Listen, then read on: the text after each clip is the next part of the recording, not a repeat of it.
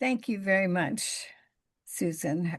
Today I'm going to talk a little bit about being free.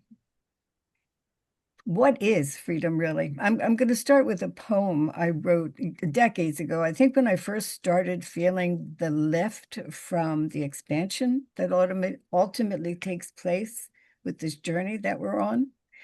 It's called Solo Flight. Give me the strength, the power, the might for this, my solo flight.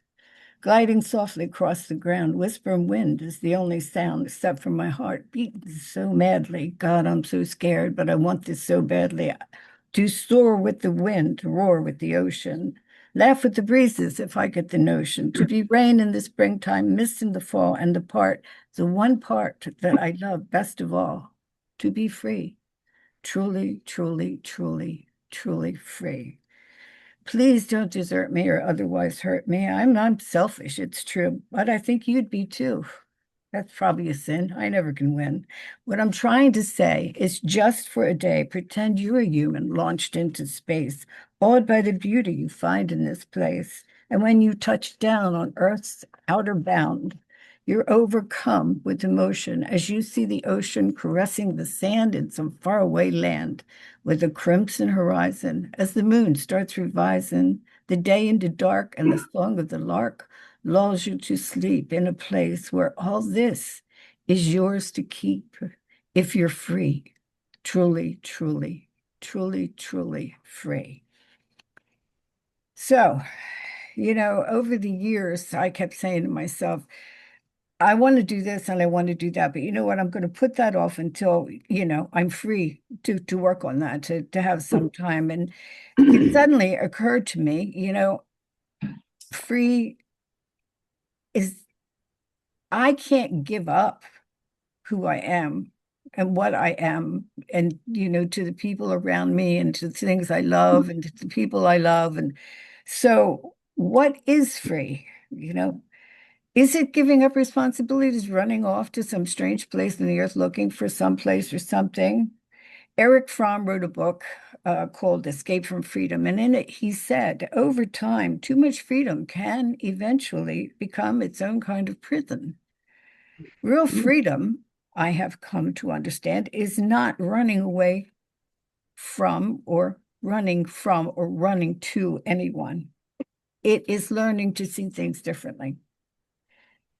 Freedom is a state of energetic, spiritual, physical being, which, as everything, begins with a thought, which right there is a moment of purity. Not that it's a pure thought, but it's the thought before we apply all the filters, all the lenses that we see things through that we have acquired over the years from various sources.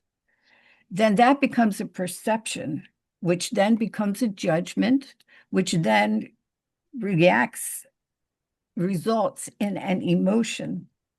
And depending on the emotion, it will pump a cocktail of hormones into our system, and it will either uplift us or it will bring us down. It will either expand us or it will restrict us. Acceptance is the lion's share of serenity. It's not a weakness, it's a superpower. Remember the serenity prayer? God, give me the grace to change what I can, leave what I can't, and to know the difference. When we resist, we create anxiety. We set up fight or flight in our bodies, which then releases the cocktail of stress hormones into our bloodstream, and off we go. Frustration, clenched jaw, tight stomach. Maybe there's anger. Maybe there's harsh words. Maybe there are tears. And then we go through the tunnel that connects us to all the other bad situations we've had in our lives that we can't seem to release. It is interesting to note that when we remember something, when we dwell on that something, we are sending energy to it. We are expanding it. That's where affirmations come in. We turn our attention from the negative to the positive and grow that. When we accept, it keeps us even. There's no stress hormones. In fact, we might even hum a little tune when we're doing something we don't really want to do, maybe even clean the toilet. That's a stretch. But gratitude Gratitude is even better. It's a lift, it's a rush, wonderful hormones. And suddenly it's all rainbows and kitty cats and butterflies and maybe a unicorn or two. Responsibilities, I have come to understand, are not a negative. They're part of the universal training program designed to help us grow, to keep us grounded, to keep us from flying off the earth. In the Jewish faith, they may even engender what are called mitzvahs, blessings that come to us through right action and good deeds, like doing what needs to be done with a good attitude. When we release all those things which have kept us shackled to a place in time, when we get rid of the layers of filters that make us see things negatively, suddenly we see more clearly. And it is as though we are seeing for the very first time.